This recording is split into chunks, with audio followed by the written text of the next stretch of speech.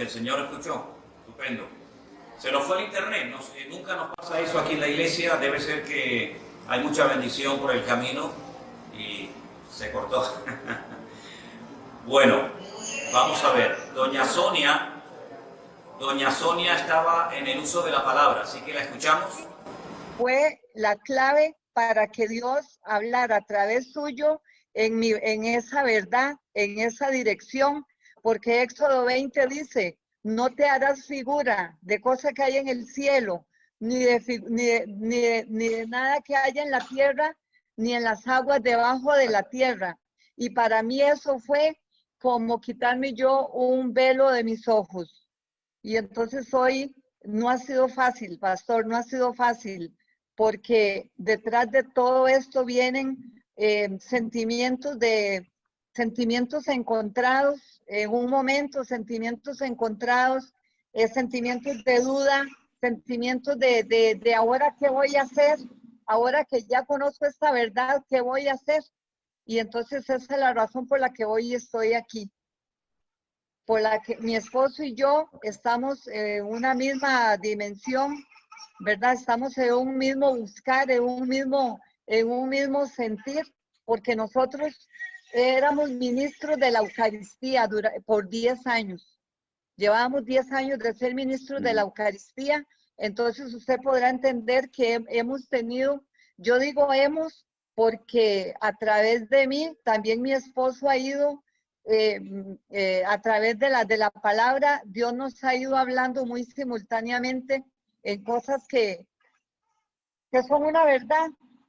Y solo le pido al Espíritu Santo que nos siga iluminando y que lo siga iluminando a usted. Y muchas gracias por tomarse este momento, pastor. Muchas gracias por este ratito que nos está prestando usted. Muchas gracias.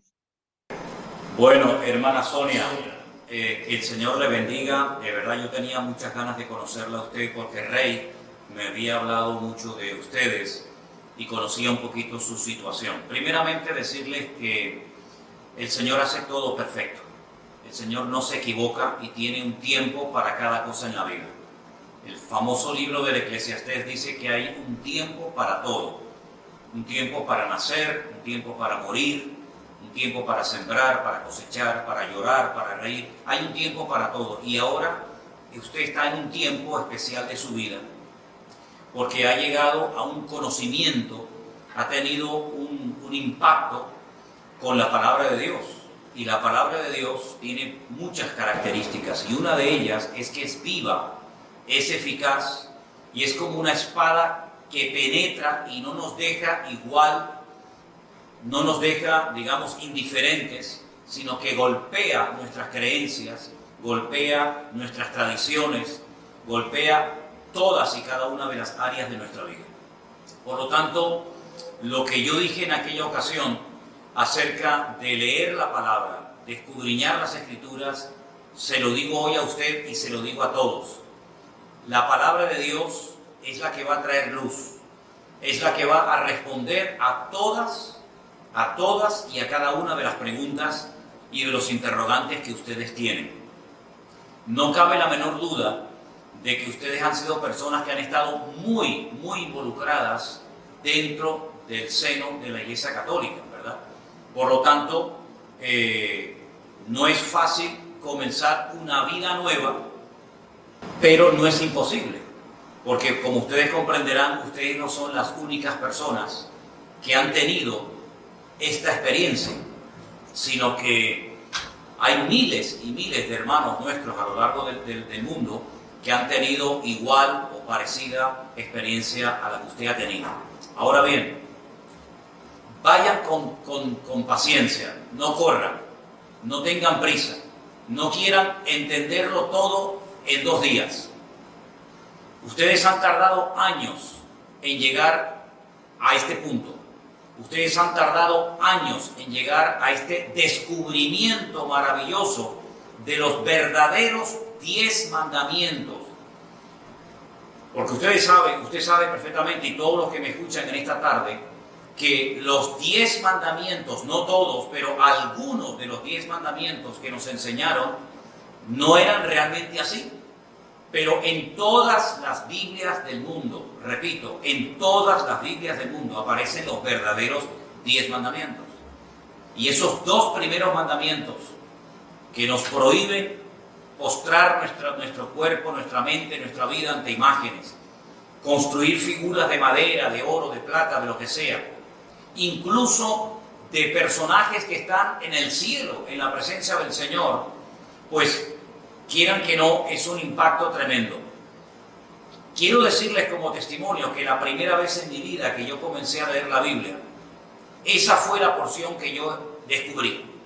Precisamente los famosos 10 mandamientos de Éxodo capítulo 20, que también están en otro libro de la Biblia, el libro de Deuteronomio, el capítulo 5. Fui a hablar con un sacerdote que me daba clases a mí en los salesianos, porque yo cuando vivía en Venezuela estudié en los hermanos maristas, y en España, cuando vinimos a España a vivir, mis padres me metieron en los salesianos, ¿verdad? Y conozco muy bien la Iglesia Católica desde adentro, porque fui monaguillo, estuve en el coro, toda mi educación de niño fue en colegios católicos que eran de un nivel muy alto y muy bueno, en aquellos años por lo menos. Y entonces fui a hablar con un cura, un tal Don Gilberto, un gran hombre, un buen hombre, y le mostré los 10 mandamientos que había descubierto en aquella Biblia que un día me habían regalado. Y entonces él, mirando en varias direcciones, me dijo: Manuel, Sierra, como él me llamaba, si en algún momento de tu vida te encuentras en una encrucijada, que no sabes a quién obedecer y qué hacer, obedecer a los hombres o obedecer a Dios, quédate siempre con la palabra de Dios. Y eso es lo que hice. Comencé a leer y a leer y a leer y fui descubriendo cosas espectaculares de la palabra de Dios. Porque digamos que eso es lo más llamativo, el golpe, ¿verdad? La confrontación con el tema de la idolatría. Porque todos los católicos, lógicamente, un buen católico, pues tarde o temprano tiene que adorar alguna imagen, algún santo, alguna virgen. Es que forma parte de la liturgia, es que es imposible ser un buen católico y no adorar a imágenes o a santos, sea a Pablo, a Pedro, a María o a quien sea, ¿verdad? Pero entonces cuando uno va comenzando a leer la Biblia, uno se encuentra que lo que uno creía que era lo más importante, lo más maravilloso, resulta que era una auténtica abominación ante los ojos de Dios. Por lo tanto, mi consejo, doña Sonia, y para todos ustedes a partir de hoy es: no paren de leer la palabra de Dios. Y ese testimonio que yo contaba de aquella parejita que eran muy católicos, una pareja joven de novios, no eran ni casados en aquel momento, que me preguntó ella si era bíblico o no adorar las imágenes, y yo le dije que leyera Éxodo 20. Hoy en día esa pareja, están casados lógicamente, y son pastores de una iglesia evangélica en España, concretamente en la ciudad de Sevilla. ¿Qué quiero decir con todo esto? Que cuando Dios comienza a cambiar una familia, una vida, un corazón, no hay nada ni nadie que lo detenga. No tengan miedo. Ustedes, todos los pasos que den a partir de hoy, consúltenle a Dios. Lean la palabra del Señor. No le tengan miedo al hombre, porque ustedes han sido iluminados con la luz del Evangelio, con la luz de la palabra de Dios, y por lo tanto no tienen que tenerle miedo al hombre en absoluto. Al que hay que tenerle respeto es a Dios, pero al hombre no hay que tenerle miedo, sea quien sea y se llame como se llame. Así que yo le doy muchas gracias al Señor, doña Sonia, por conocerla, a usted, a su marido, y siga adelante. Les voy a contar a todos un pequeño testimonio. En uno de los muchos viajes que he realizado a Israel, a Tierra Santa, vino conmigo en el grupo un matrimonio muy devoto, muy católico. Ella concretamente tenía varias hermanas monjas, y estaban a punto de canonizar a un antepasado de ella. Cuando vinieron conmigo a la ciudad de Jerusalén, los llevé al sepulcro bíblico, al sepulcro que tiene todas las características bíblicas, como dice la palabra de Dios. Y después le llevé a otro sepulcro, que es el de la tradición, donde hay un montón de velas y de imágenes, y cuando esta mujer iba a entrar, ella se detuvo bruscamente en la puerta de ese sepulcro y me dijo: yo no quiero estar más tiempo aquí, porque en el otro lugar donde estuve se respira vida y aquí se respira muerte. Y la pregunta de ella es la que muchos católicos se hacen: ¿y ahora qué hago?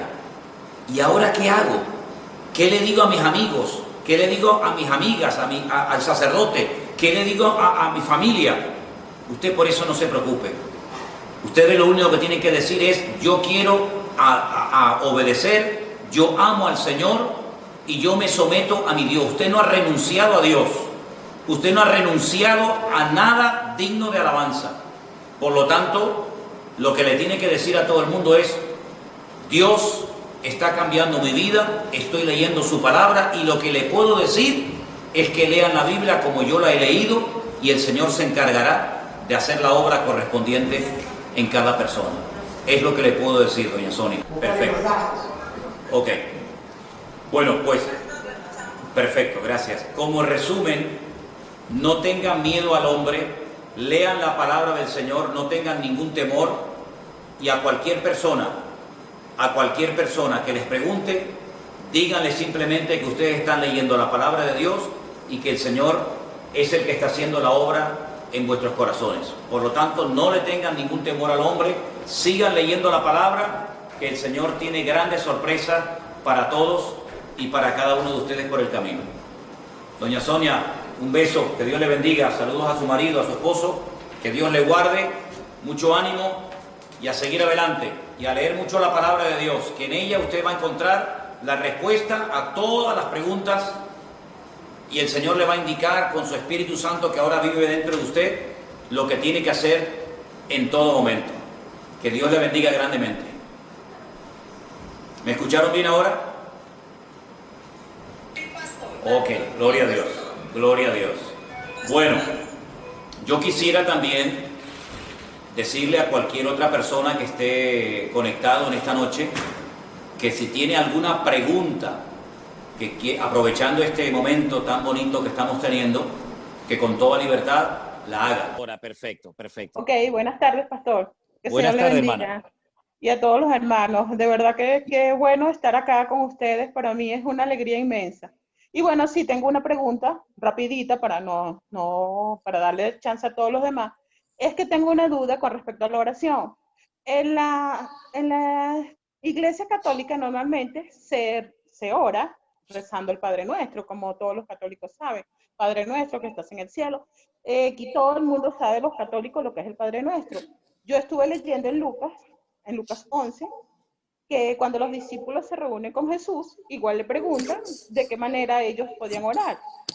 Y él les dice que oren de esta manera: Padre Nuestro que estás en el cielo. O sea, se repite la misma oración que hacen en la Iglesia Católica. Mi duda es esta: nosotros que ya estamos teniendo una relación directa con Jesucristo, como usted bien lo dice, ¿podemos seguir haciendo esa misma oración o debemos orar como si tuviéramos una conversación con Dios directamente, sin tener que usar tanto palabrerío y tantas cosas que se decían en la otra iglesia, sino como que vaciar tu corazón y decir lo que tú sientes, lo que tú piensas, y Él le irá indicando a uno de qué manera uno va a ir orando, ¿no? Ok, Esa es mi pregunta. Hermana, escuché muy bien su pregunta y le voy a pasar a responderla, y que la respuesta sirva también para todos los que están conectados en esta tarde. Primeramente, hermana, decirle que la oración, la preciosa oración del Padre Nuestro, no es una oración de la Iglesia Católica. El patrimonio no lo tiene la Iglesia Católica, ni la Iglesia Evangélica, ni nadie.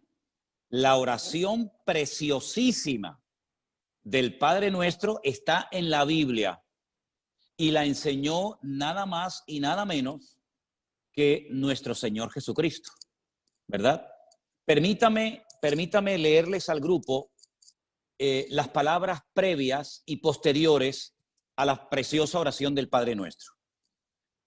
En el Evangelio según San Mateo, por si tienen la Biblia a mano y quieren seguir la lectura conmigo, en el capítulo 6, Mateo capítulo 6, verso 5, dice la palabra de Dios: y cuando ores, no seas como los hipócritas, porque ellos aman el orar en pie en las sinagogas y en las esquinas de las casas para ser vistos por los hombres.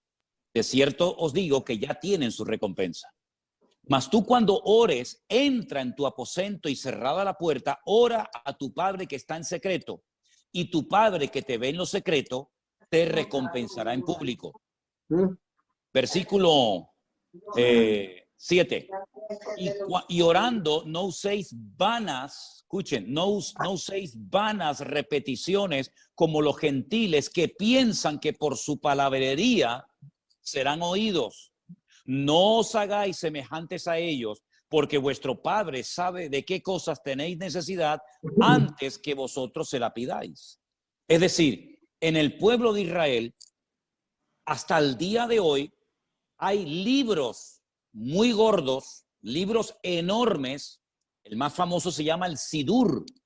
El Sidur, donde hay oraciones absolutamente para todo.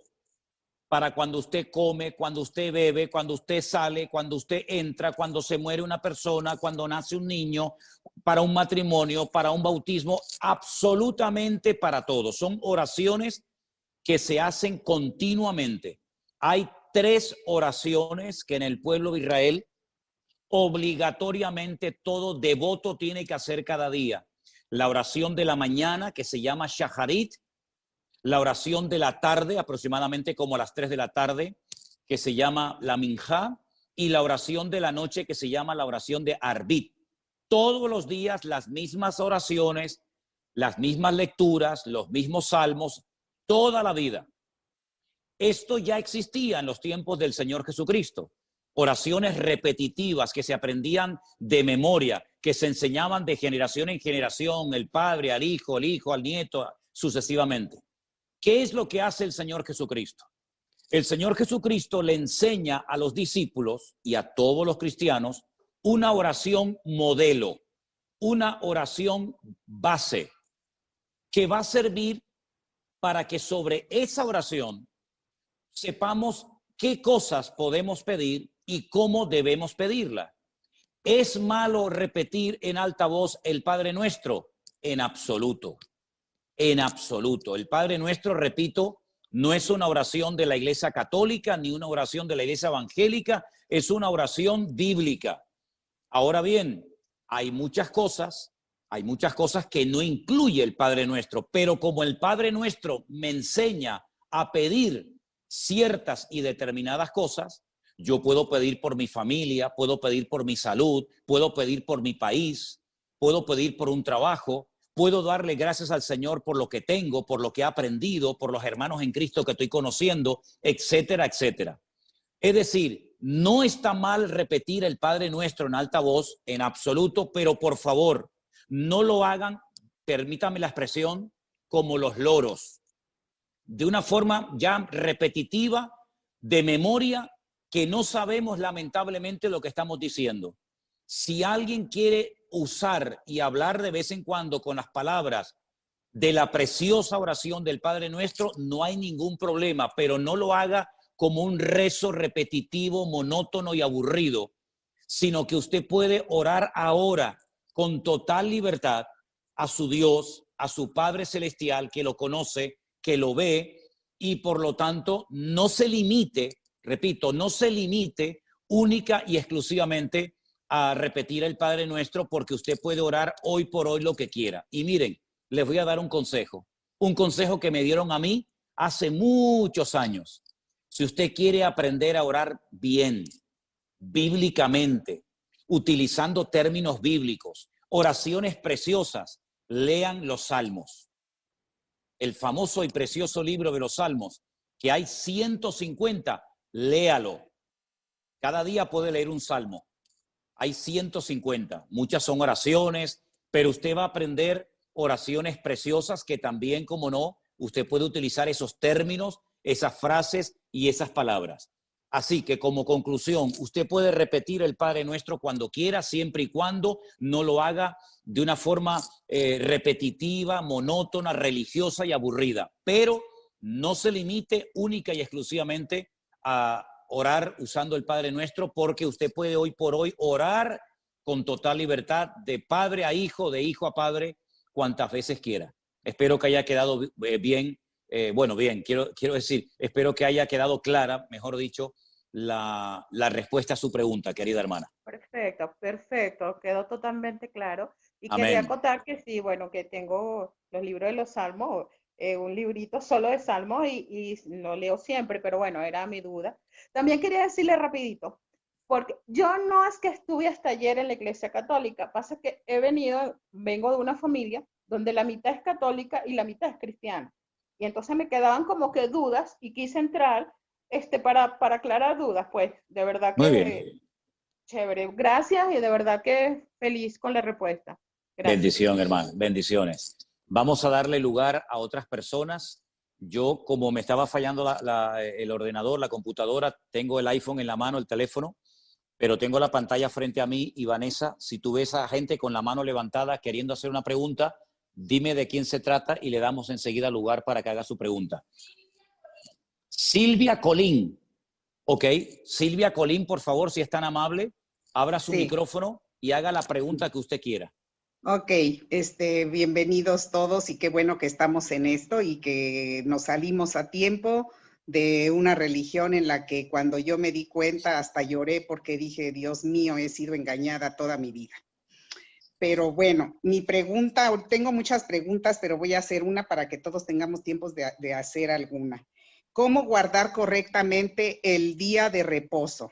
¿Qué es lo que no debemos hacer? Porque en eso sí tengo mucha duda. También, por ejemplo, pues yo soy enfermera, yo trabajé 28 años en la noche para el Seguro Social y pues obviamente que quienes hemos trabajado en ciertos días es muy difícil guardar el día de reposo. Quiero entender que a lo mejor hay que contar 7 días y guardar ahí un día de reposo, por ejemplo, ahora para los jóvenes, para mis hijas, que trabajan mucho más ahora desde que están conectados en línea, ha sido más difícil que puedan incluso dedicarle un momento a Dios porque terminan exhaustos. Esto del encierro creo que ha sido peor para mucha gente porque no le dedican el tiempo tampoco a los hijos o tienen que estar más al pendiente con las tareas. Pero ¿qué se puede hacer para la gente que no puede guardar exactamente el día de reposo? Vamos a ver.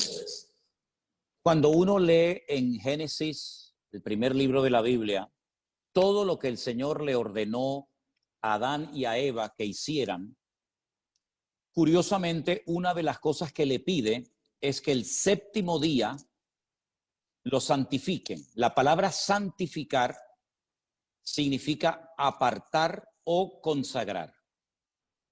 ¿Me explico? Apartar o consagrar es lo mismo que santificar. Bien, se lo dijo a Adán y a Eva. Es decir, en el séptimo día, ¿qué es lo que tenían que recordar? ¿Qué es lo que tenían que hacer? ¿Qué tenían que tener presentes aquella pareja por el hecho de que Dios le dijera que tenía que apartar ese día de una forma especial? Ahora bien, los días en la Biblia no reciben nombre. Se llama día primero, segundo día, se juntan los números, noten qué interesante, los números ordinales con los números cardinales, no se dice primer día, sino día primero, después segundo día, tercer día, así sucesivamente. El único día de la semana, repito, el único día de la semana que recibe un nombre es el séptimo, que se llama en nuestro idioma el sábado, y en el idioma bíblico la palabra es Shabbat.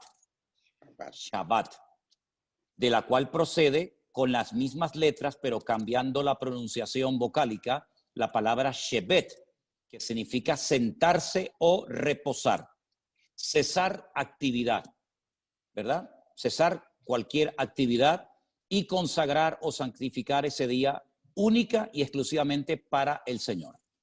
Bien. A lo largo de la historia, ningún pueblo guardó ese día de reposo porque se desviaron. Unos comenzaron a adorar a Moloc, a Baal, a Milcón. Solamente el pueblo de Israel a lo largo de la historia y después de recibir la Torá o la ley en el monte Sinaí por medio de Moisés, recibió la orden, y está dentro de los 10 mandamientos, de santificar el día de reposo, el Shabbat. No cualquier día, sino el séptimo. ¿Por qué? Porque en el séptimo día Dios cesó su actividad creadora. Dios no hizo nada, no habló, no hizo nada, ya todo estaba terminado. Y entonces, para decirle a las naciones paganas, nosotros no hacemos nada, porque es el testimonio visible, objetivo, que Israel podía dar como botón de muestra de que ellos creían en una obra creadora por mano de un Dios creador.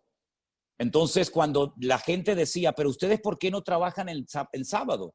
¿Por qué los animales descansan en sábado? ¿Por qué no hacen nada? Porque nosotros creemos que Dios creó todo en 6 días y el séptimo día reposó. Era un testimonio tremendo.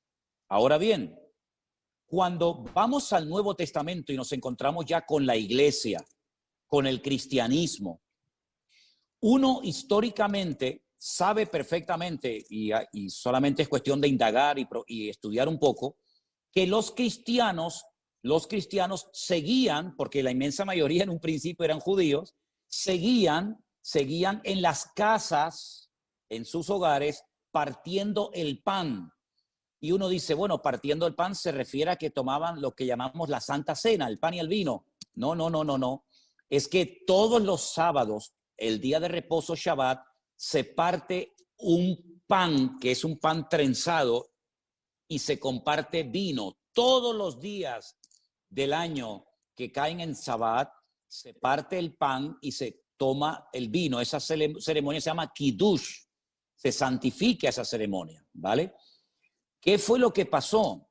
Bueno, algún día hablaremos de todo lo que se fue lamentablemente deteriorando con el paso del tiempo y en los muchísimos concilios que se fueron celebrando a lo largo de la historia, se fueron añadiendo y quitando cosas fundamentales que se habían practicado por siglos y siglos.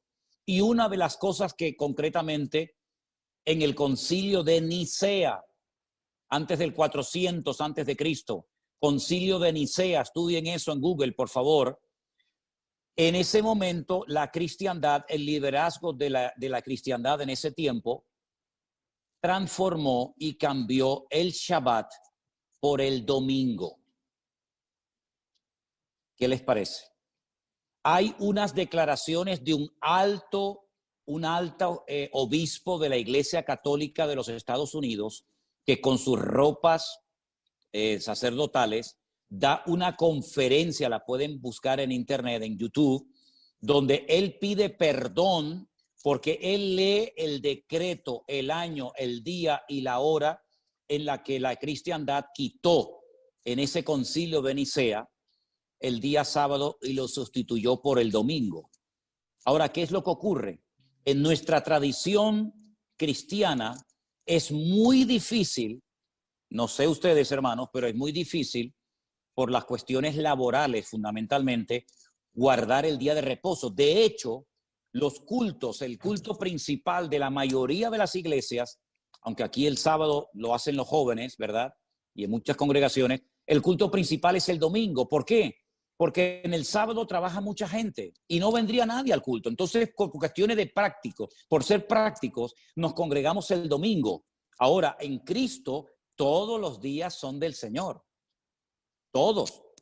El problema es que en el paganismo sí le pusieron nombres a los días de la semana. Y uno dice, ¿cómo es eso? El lunes se adoraba la luna, el martes al planeta Martes, el miércoles a Mercurio, el jueves a Júpiter, el viernes a Venus, el sábado a Saturno y el domingo en inglés es el Sunday. ¿Qué es el Sunday? El día del sol, los adoradores del sol.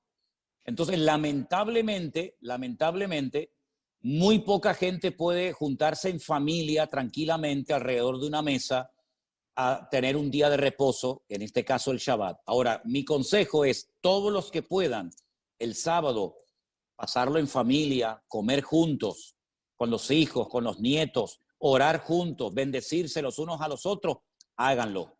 Pero por cuestiones prácticas, el venir a la iglesia el domingo no es ningún pecado mortal, es por cuestiones de cuestiones prácticas.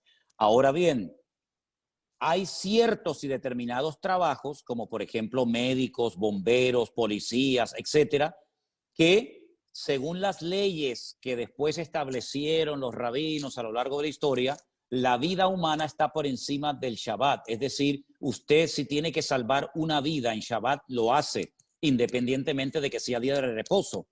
Jesús le dijo una vez a un líder de una sinagoga en Israel, le dijo, tú eres un hipócrita, querido, porque esta hija de Abraham que estaba 18 años atada por Satanás en tu congregación, que no se podía enderezar, tú no orabas por ella, pero sin embargo hoy te has levantado y has desatado tu buey del pesebre y lo has llevado a beber. ¿Cómo es posible que le des más importancia a la vida animal que a la vida humana?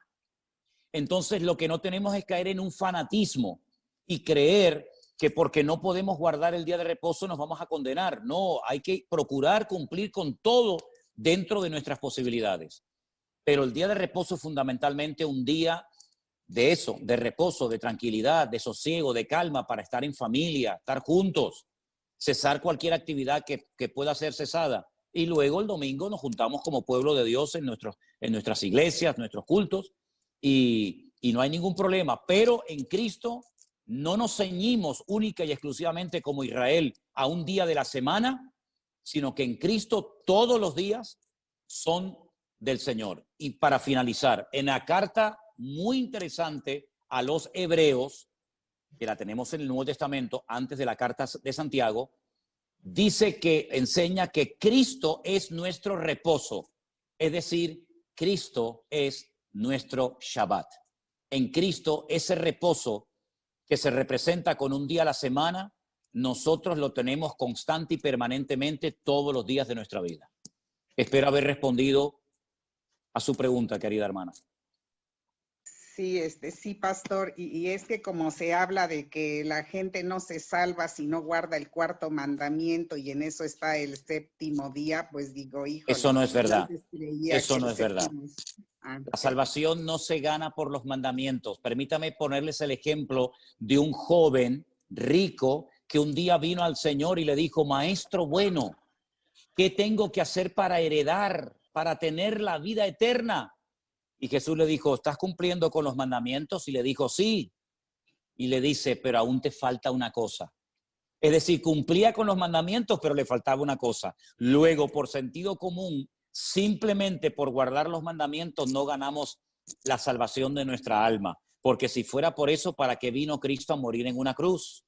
Si cumpliendo con los mandamientos, que tampoco son tan difíciles de cumplir, obtenemos la salvación de nuestra alma, entonces la obra de Cristo en la cruz no era necesaria, nada más lejos de la realidad.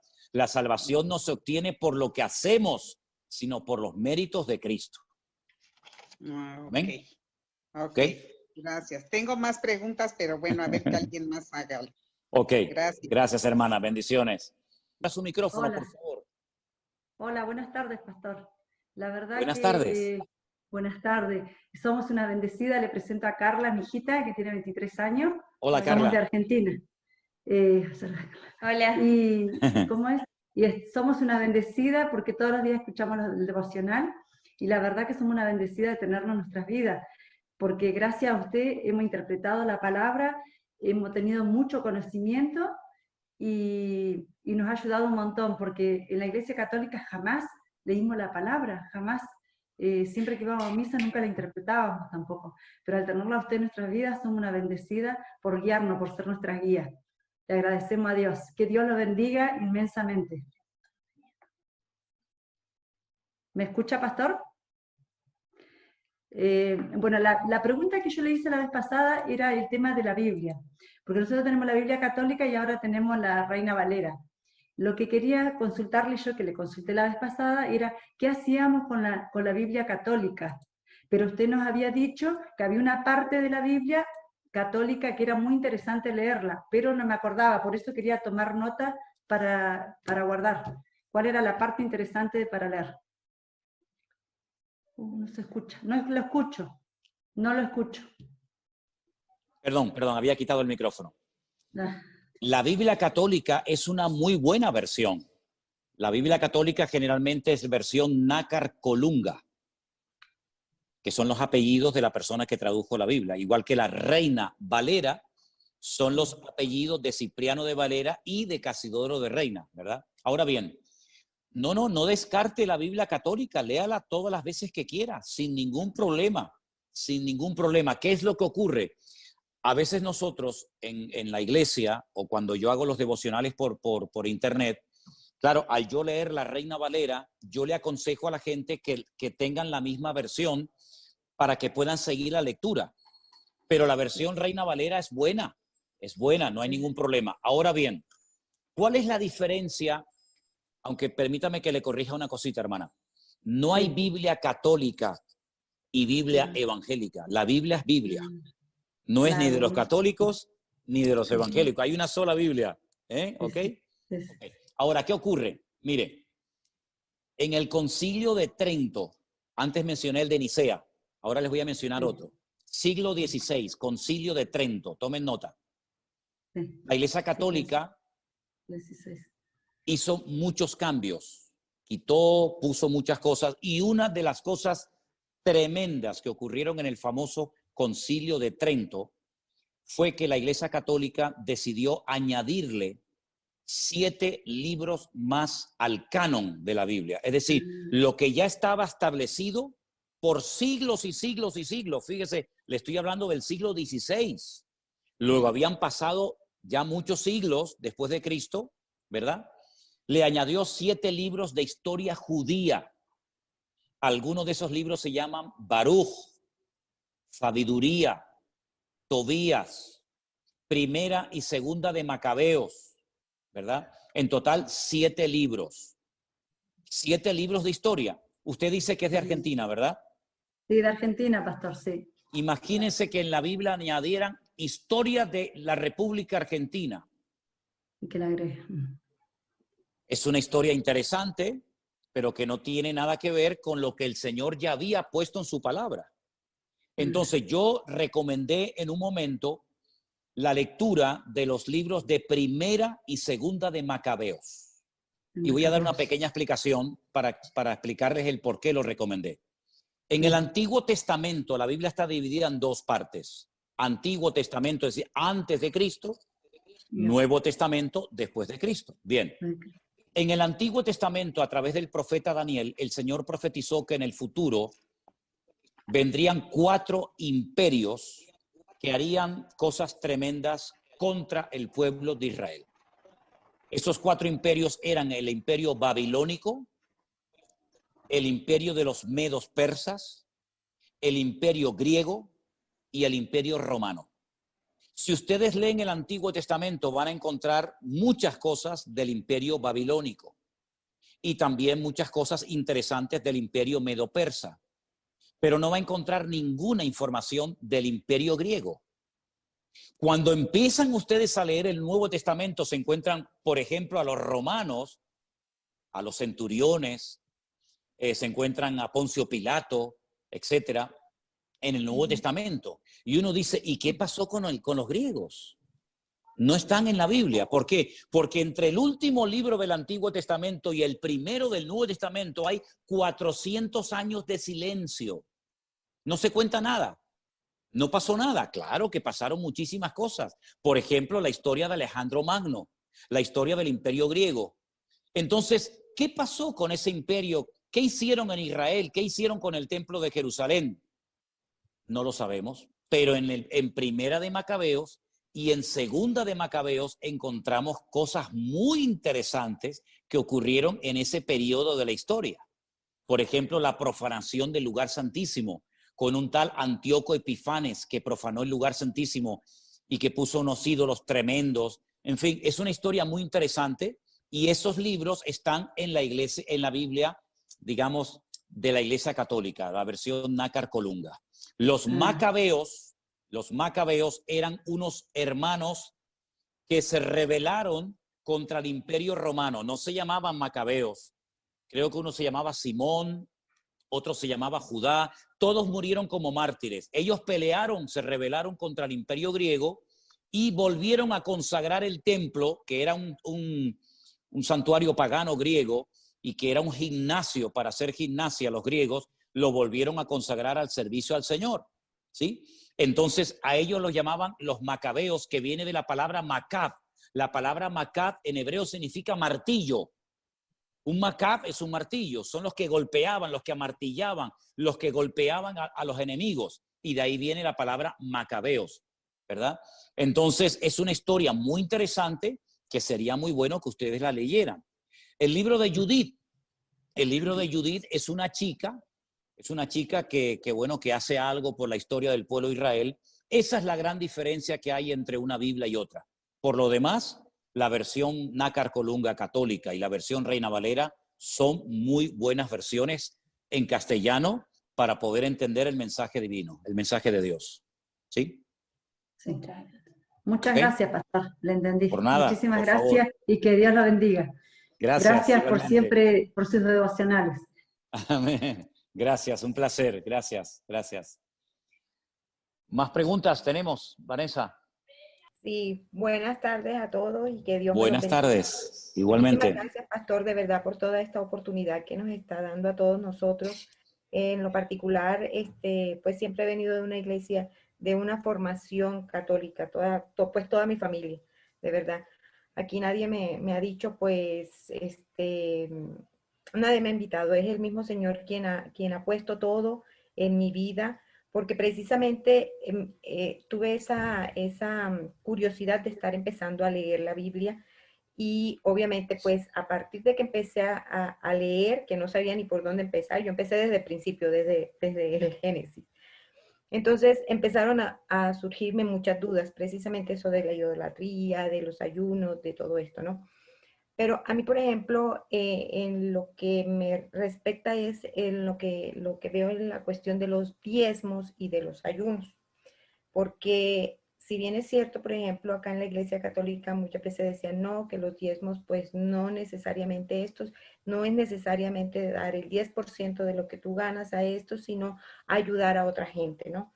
Entonces, eso me causa como conflicto también porque, bueno, yo pienso que según lo que estoy leyendo, pues es para beneficio del Señor, ¿no? Para edificar. Que esa es otra de las dudas que tengo yo aquí, por ejemplo, ahorita que estamos en la iglesia virtual, ¿cómo hacemos nosotros para aportar, para poder ayudar y contribuir a que esta comunidad crezca? Porque es para beneficio de Dios precisamente. Y lo del ayuno, bueno, ya eso es otra cosa que me imagino que será en otra oportunidad. Vamos por parte, vamos. Piano, piano se va lontano, dicen los italianos, poquito a poco, ¿no? Miren, hermana, vamos a ver, que quede bien claro para todos los hermanos, todo el grupo que en esta tarde está conectado, que yo, que les habla, en ningún momento he hablado de aportar absolutamente nada. ¿Ok? No hablamos de diezmos, ni de ofrendas, ni de donaciones, ni de limosnas. No he hablado absolutamente nada de eso, ni lo haré, salvo si me preguntan. Pero nuestra prioridad y nuestro objetivo no es pedir dinero, ni aprovecharnos de la generosidad de la gente, ni muchísimo menos, ¿verdad? Eso lo quiero dejar bien claro y además ustedes saben perfectamente que me llevan algunos años escuchando y lo único que hago es simplemente decir gracias de todo corazón a los que sienten en su corazón en algún momento mandar alguna aportación, pero jamás hemos pedido nada. Bueno, dicho esto, permítame decirle que cuando el pueblo de Israel recibe lo que llamamos la ley, la palabra correcta sería la Torá, la instrucción, los 5 libros, Génesis, Éxodo, Levítico, Números y Deuteronomio, a esos libros se le llama el Pentateuco, que viene de la palabra 5, Pentateuco, Humash, en hebreo de la palabra 5, ¿ok? Reciben 613 mandamientos. Repito, 613 mandamientos u ordenanzas. Había ordenanzas que eran para las casadas, para las solteras, para los viudos, para los soldados, para los agricultores, para los ganaderos, para los sacerdotes. Sí, imagínense, 613 mandamientos hay para todo el mundo y para todos los gustos. Ok. Una de las cosas que el Señor dijo es que de las 12 tribus de Israel, las 12 familias que se fueron reproduciendo y formaron el pueblo de Israel, el Señor escogió a una de las 12 que fueron los levitas, la famosa tribu de Leví, que no iban a recibir herencia, no iban a recibir tierra, por lo tanto, no se iban a poder dedicar ni a la agricultura, ni a la ganadería, ni a ningún otro trabajo, sino solamente a las cosas del templo, del tabernáculo, las cosas del Señor, los sacrificios, etc. Entonces la pregunta es, si no podían trabajar en otra cuestión más que en los asuntos de Dios, ¿de qué vivía esta gente? ¿Verdad? Pregunta lógica. El Señor estableció un sistema maravilloso, extraordinario. Dijo, las 11 tribus restantes, Judá, Benjamín, Zabulón, Dan, etcétera, van a apartar el 10% de sus entradas. Unos apartaban papas, otros aportaban limones, otros aportaban corderos, otros aportaban fruta. Es decir, cada tribu, hablamos de miles de personas, apartaban el diezmo de sus ganancias, de sus entradas. Si vivían muy lejos y no podían traer la mercancía, la vendían y traían el dinero al templo. Entonces, con ese 10%, ese diezmo que aportaban las 11 tribus de Israel, se mantenía a la tribu de Leví, a los sacerdotes, y se mantenía la casa de Dios, es decir, el templo de Jerusalén en aquel tiempo. Bien, hoy en día, en las congregaciones, yo hablo de mi situación en España, que no recibimos ningún tipo de subvención ni de aportación económica del Estado. ¿Cómo se ha mantenido la iglesia evangélica? ¿De qué vive la iglesia? ¿Cómo pagan la luz, el agua, los alquileres de los locales? Nosotros no tenemos propiedades, todo es alquilado. Pues con las aportaciones voluntarias de la gente, de las ovejas, de las personas. Entonces hay una costumbre dentro del pueblo evangélico que nace, que viene del pueblo de Israel, que es apartar el 10% de sus ganancias y lo aporta a la obra de Dios. Y con eso se pagan los gastos. ¿Qué es lo que está haciendo gente que nos está viendo por internet? Bueno, ellos van a la página web de nuestra iglesia y ven que hay una cuenta bancaria y hay un sistema muy sencillo, muy seguro, muy rápido que se llama PayPal, ¿sí?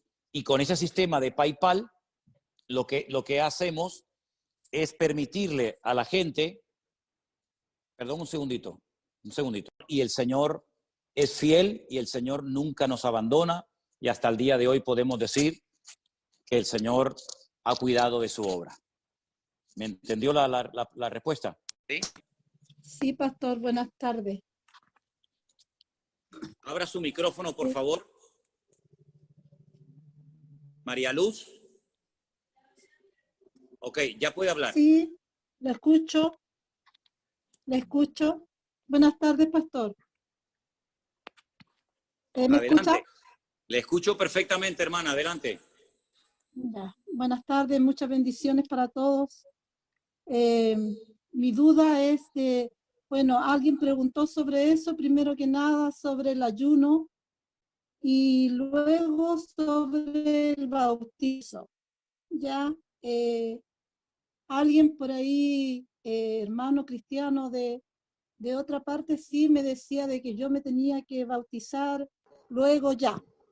Entonces yo le dije que una vez la había escuchado a usted, que usted decía que, como dijo delante, piano, piano. Quiero conocer bien, quiero aprender de la palabra, quiero ir poco a poco aprendiendo todo lo que es el cristianismo y lo que me diga el Señor. Entonces, no estuve un poco de acuerdo con esa persona porque como yo siempre fui católica, toda mi familia fue católica,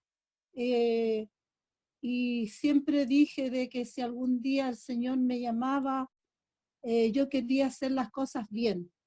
Entonces, estoy en eso, estoy aprendiendo y yo quiero saber si estoy errada en lo que yo pienso. Por eso mi pregunta iba ya hacia lo del bautismo, pastor. Ok, hermana. Escuché su pregunta perfectamente y se la voy a responder. ¿Usted me está escuchando bien a mí? Sí. Ok, mire, hermana, vamos a ver. Cuando uno va a la palabra del Señor, que es a donde siempre tenemos que ir a ver qué es lo que el Señor manda, a ver qué es lo que el Señor ordena, uno se encuentra que hay gente en el Nuevo Testamento que se bautizaba. Y entonces uno dice, bueno, ¿cómo se bautizaba la gente? ¿Cómo hacía la gente en la Biblia para bautizarse? Vamos a ver cómo lo hizo el Señor Jesucristo. Uno se encuentra al Señor Jesucristo, que no es un niño, sino ya es una persona adulta, que va caminando por su propio pie a un lugar donde hay un tal Juan el Bautista que está bautizando a la gente en el río Jordán. Entonces uno dice, qué curioso que el Señor Jesucristo, que es nuestro ejemplo en todo, ¿verdad? El Señor Jesucristo es nuestro ejemplo en todo. Sus padres, José y María, no lo bautizaron cuando era un niño pequeño, sino que él a la edad de 30 años se bautiza, lo bautizó Juan el Bautista, y después, como saben ustedes, se va al desierto y está ayunando un montón de días hasta que él comienza su ministerio. Bueno, después cuando el Señor Jesucristo 3 años después termina con su precioso ministerio, reúne a sus discípulos y les dice, id por todo el mundo y predicad el evangelio. El que creyere, escuche bien el orden, el que creyere y fuere bautizado, es decir, que él lo que quería es que la gente que se fueran a bautizar supieran lo que están haciendo. No fuera algo por tradición, algo impuesto por la sociedad, como la familia que obliga y que presiona para que al niño lo bauticen, sino que vemos que todos y cada uno de los ejemplos que encontramos en la Biblia de personas que se bautizaron, ninguno era ningún niño. No eran niños de una semana, de un mes, de 15 días. No, eran gente grande, era gente adulta que primeramente creían y luego se bautizaban. No es que se bautizaban primero y luego creían. No. Ese no es el orden. El orden lo pone el Señor en su palabra. Dios en su palabra dice, primeramente hay que creer, arrepentirse de los pecados, pedir perdón al Señor y luego, como señal de ese arrepentimiento, de ese cambio, viene el bautismo. Entonces, seguramente, hermana, a usted, como a mí y como a la mayoría de nosotros, a nosotros nos bautizaron cuando éramos chiquitos, cuando éramos niños pequeñitos. Yo no sabía lo que me estaban haciendo, no me acuerdo de eso, pero cuando ya fui grande y leí la Biblia, y me di cuenta que mi Señor Jesucristo se bautizó de grande y que Él ordenó a la gente bautizarse de adulta, entonces yo dije, yo ahora me quiero bautizar, porque ahora lo entiendo, porque ahora lo quiero hacer, no porque papá, mamá, el abuelo, la sociedad o la familia lo dice, sino porque yo lo siento hacer y quiero poner en práctica ese mandamiento de la palabra del Señor. Entonces, claro que tenemos que bautizarnos de grande, hermana, pero no tenga prisa, no se preocupe. Yo estoy orando al Señor y pido ahora a ustedes que lo hagan también conmigo para que, si Dios lo permite, claro, el mundo está tan raro y todo está tan cambiado que ya uno no puede hacer planes ni de aquí a mañana, ¿verdad? Pero si Dios lo permite, para el año que viene, estamos orando para que el Señor nos permita ir a los lugares donde ustedes están ahora viviendo. A Chile, a Colombia, Argentina, a tantos lugares donde hay tantos hermanos esperando para poder ser bautizados y también para poder conocernos personalmente. ¿Por qué no? Entonces les pido que oren, porque si el Señor lo permite, imagínense los hermanos de Argentina, de Chile, de Colombia, de otros países que se quieren bautizar. Qué lindo sería si nos pudiéramos juntar y hacer un día, un culto, una reunión en un río, en un lago, en algo, en un sitio donde poder bautizarles a todos ustedes. Así que no tengan prisa. Yo sé que muchos lo han leído, lo quieren poner en práctica porque no han leído de la palabra del Señor, pero no tengan prisa. Ya lo haremos cuando el Señor lo permita y lo crea conveniente. Amén, hermana. Así que le animo a que siga adelante con el Señor. Lea la palabra, preste atención a lo que dice el Señor y no tanto a lo que dice la gente. Y no se preocupe que cuando llegue el momento, usted podrá poner en práctica ese mandamiento de la palabra del Señor. Espero haber respondido a su pregunta en esta noche, perdón. Bueno, aquí es de noche, para ustedes es de día. Hola, pastor, qué gusto más grande poder saludarlo. ¿Me escucha bien? Sí, le escucho. Ya, qué bueno, qué gusto poder saludarlo. Yo soy de Chile y bueno, católica hasta hace poco tiempo y tratando de poder seguir lo más posible algo que no conozco muy bien. Entonces, mi pregunta es la siguiente, pastor. La verdad es que uno tiene que llevar una vida a diaria. Y usted sabe que en los católicos, ya que usted fue católico también alguna vez, todo sirve, todo vale. En los católicos uno iba a misa el día domingo y se sentía que había quedado purificado para el resto de la semana. Entonces, mi pregunta es la siguiente. Yo he visto que no hay una... por ejemplo, para nosotros, sabe que los católicos la Eucaristía, como decía la otra señora, es súper importante. Y yo he visto que en la iglesia que usted preside, eso es una vez al mes. Y nosotros para poder comulgar teníamos que habernos confesado, ¿cierto? Y esto tampoco lo veo en las iglesias cristianas. Entonces mi pregunta es, no importa que uno no se haya confesado, o cómo lo hacen para ustedes determinar cuándo es la Santa Cena que ustedes le llaman y para poder estar bien con el Señor, porque para nosotros sabe lo importante que es la Eucaristía. Le escuché perfectamente, hermana. Le escuché perfectamente y es una pregunta muy, muy interesante y me alegro mucho que la haya hecho porque estoy seguro de que le va a ayudar a más de uno de los que están conectados en esta noche. Vamos a ir por partes, ¿sí? El Señor Jesucristo, la noche que fue entregado, la noche que lo crucificaron, ¿verdad? ¿Qué fue lo que repartió a sus discípulos? Repartió pan y repartió vino, ¿no es cierto? Porque además esa noche se estaba celebrando una fiesta que en hebreo se llama la fiesta de Pesaj. Nosotros la conocemos como la fiesta de la Pascua, ¿sí? Y es una noche muy, muy importante porque recordaban la liberación de la esclavitud en Egipto. Habían estado 400 años sus antepasados en Egipto como esclavos, la mayoría del tiempo, y lograron salir milagrosamente a través de Moisés, que los llevó hasta el monte Sinaí, y bueno, todos conocemos la historia, ¿verdad? Entonces, todos los años se sigue celebrando en Israel la fiesta de la Pascua, donde comen hierbas amargas, donde comen el cordero, donde comen pan sin levadura, donde toman el vino, ¿cierto? Ahora, en el Nuevo Testamento, el Señor Jesucristo dijo, haced esto en memoria de mí, y todas las veces que lo hagáis, la muerte del Señor anunciáis hasta que Él venga. Es cierto que cuando uno era católico, y sé perfectamente lo que usted dice, porque yo era casi de misa diaria, porque en aquellos tiempos teníamos que ir a misa casi todos los días en el colegio, y previamente teníamos que pasar por el confesionario. Y yo casi ya no sabía ni lo que decirle al cura, porque como me confesaba todos los días, pues ya le conté todo. Entonces lo que hacía, que me pegaban así sopapos, ya me pedía perdón por los pecados que iba a cometer, porque como iba a seguir pecando, pedía perdón por lo que había hecho y por lo que iba a hacer. Una cosa tremenda, ¿no? Entonces, nosotros nos confesamos a Dios. porque es el único que puede perdonar todos y cada uno de nuestros pecados. ¿Por qué lo hacemos en nuestra iglesia?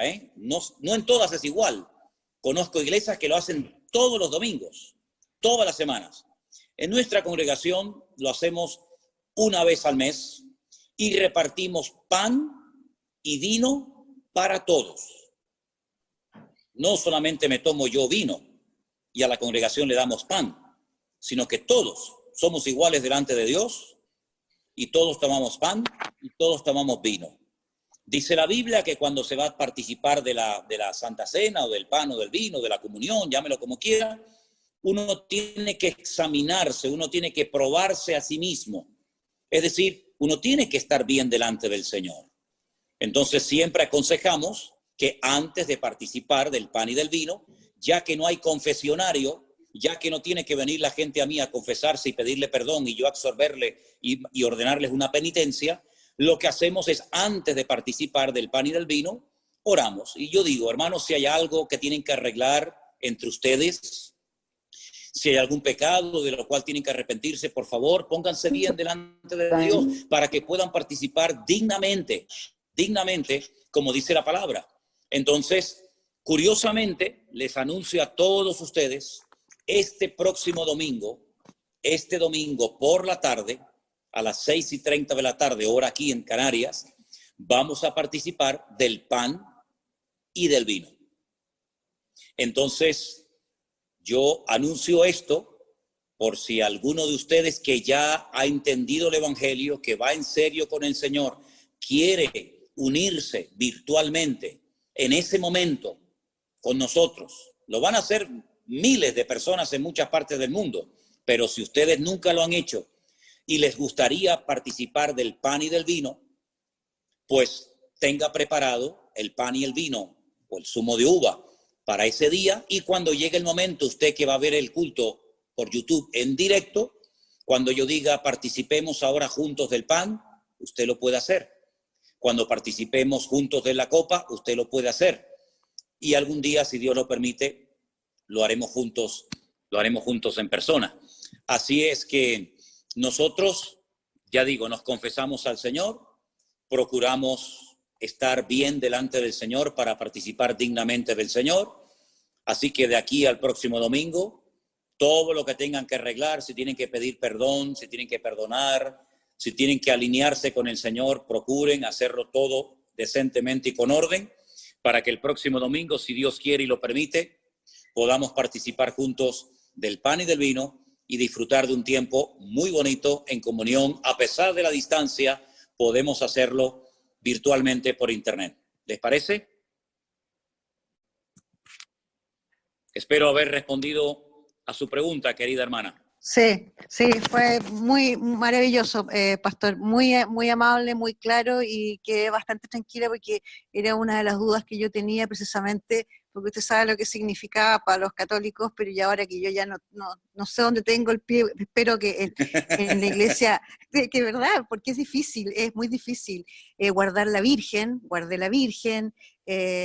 yo era marianista de rezar el rosario todos los días, y hay cosas que han sido difíciles, pero estoy muy contenta porque a través de la Biblia que la aprendí a leer con usted, pastor, me he ido dando cuenta y he ido encontrando las respuestas ahí. Entonces no siento que estoy haciendo algo mal, porque me sentía como engañando a la Virgen, me sentía como mal, me sentía con un peso súper grande. Claro. Entonces ahora ha sido muy reveladora su palabra, usted es muy claro, me encanta cuando se enoja y nos reta, me gusta muchísimo eso, ha sido muy amable. Muchas gracias, hermana, gracias, un placer. Muchas bendiciones. Un placer poder servirla, y le voy a decir que hay un versículo en la Biblia, en la carta de Pablo, del apóstol Pablo a los Romanos, capítulo 8, versículo 1, dice: ahora pues ninguna condenación hay para los que están en Cristo Jesús, los que no andan conforme a la carne, sino conforme al Espíritu. No se sienta mal por hacer las cosas como Dios dice en su palabra. Al contrario, dígale: gracias, Dios mío, porque ahora con tu palabra tengo más paz y más tranquilidad que nunca. Y yo le animo a que este domingo, tal vez por primera vez en su vida, no lo sé, usted se anime con su trocito de pan y su copita de vino a participar con miles de hermanos de la Cena del Señor, recordando su muerte, su resurrección y su venida. Que el Señor la bendiga. Será. Así será. Amén. Muy amable, pastor. Amén. Muchas gracias. Gloria a Dios. Qué bueno. Vamos a ver quién es la siguiente que tiene más preguntas. Abre tu micrófono y te escuchamos atentamente en esta tarde. Buenas tardes para todos. Activa el micrófono, Alberto. Encienda su micrófono, por favor. ¿Ahí me escuchan? Sí, hermano, le escuchamos. Adelante. Buenas tardes para todos. Especialmente para usted, pastor, un saludo cordial. Mi nombre es Alberto Sánchez, de acá desde Colombia, en el departamento del Valle, en un municipio pequeño que se llama La Victoria Valle. Bueno, como se ha venido hablando con respecto a lo de católicos, a ver, yo he sido católico toda la vida. En tiempos de pandemia, por recomendaciones, un día me colocaron a ver el pastor online y me quedó gustando y desde ahí empecé a verlo a usted y me he enamorado bastante de su forma de predicar, de su forma de enseñar, de su forma de hablar, sobre todo porque en usted no se ve fanatismo, sino como esa enseñanza, la enseñanza que de pronto uno quiere, como esa verdad, toda esa verdad que está escrita en la palabra y que realmente en la Iglesia Católica nos la han ocultado toda la vida, porque la Iglesia Católica somos ciegos a todo lo que va uno aprendiendo cuando empieza uno a leer la palabra. Me genera muchas dudas con respecto al cambio que estoy obteniendo en estos momentos. De hecho, ya he ido como en 2 ocasiones a una iglesia cristiana por ir a mirar a ver, porque de todas formas esto es un cambio que uno empieza como a tener. Mi familia es una familia muy grande, de 76 personas aproximadamente, todos son católicos, entonces yo me confundo y digo, yo me preocupo y empiezo a decir, ¿cómo voy a convencer yo a mi familia de que me crean esto? De hecho, mi mamá tiene 93 años y me pregunta, hijo, ¿ya fue a misa? Y yo, sí señora, pero, o sea, yo le digo que ya fui a misa, pero fue en el culto, o estuve viendo la prédica suya ayer, y le dije yo, mamá, ya fui a misa. Entonces, como todas las confusiones. De hecho, uno también está acostumbrado a persinarse, a santiguarse. Entonces, todo eso me genera a mí cambios que me tienen como así, pero, o sea, decidido a aprender mucho de usted, pastor, porque, o sea, usted es una persona que atrae. Uno se puede quedar toda la noche viendo prédicas suyas de hace 2, 3 años y uno no se cansa. Le aseguro que uno no se cansa. De hecho, anoche me vi como 3 seguidas y uno no se cansa de verlo a usted. Entonces, estoy muy contento de haberlo conocido, aunque sea por redes sociales. Y qué rico que esté pensando en venir el otro año a los diferentes países. Aquí en Colombia lo esperaremos, porque hasta que usted no venga a Colombia, yo creo que no me bautizaría. Bueno, vamos a ver, Alberto. Mira, hermano, la mejor forma de predicar, ¿me oyes bien? Sí, señor. La mejor forma de predicar es con el ejemplo.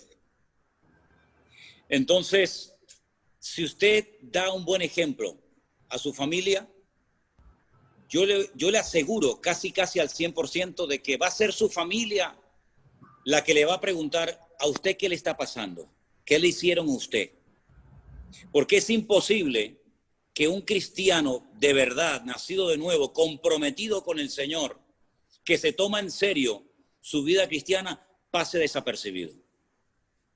Usted no se preocupe por convencer ni a su familia ni a nadie, porque ese no es nuestro trabajo. Eso lo hace el Señor. y Él lo sabe hacer mejor que usted y que yo.